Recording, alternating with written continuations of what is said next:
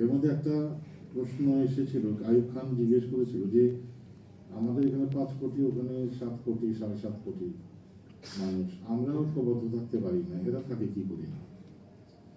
তো বললো এই যে সংস্কৃতি, বিশেষ করে লোক সংস্কৃতি এবং লোক সংস্কৃতির অন্যতম বাহন হিসেবে যাত্রা করার কথা বলেছিল। তো এটাকে নষ্ট করে দেওয়া যায় কি করে?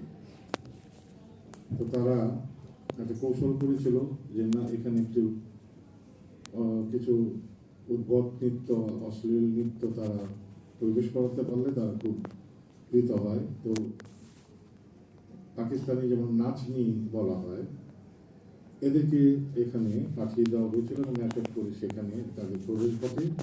স্বাধীনতার পরে, বিশেষ করে 75-এর পরে আমরা দেখেছি প্রিন্সেসদের যাত্রা তো হতো না, মানে প্রিন্সেসদের নামেই টিকিট বিক্রি হতো। এটা একটা পরিকল্পিতভাবে, যেমন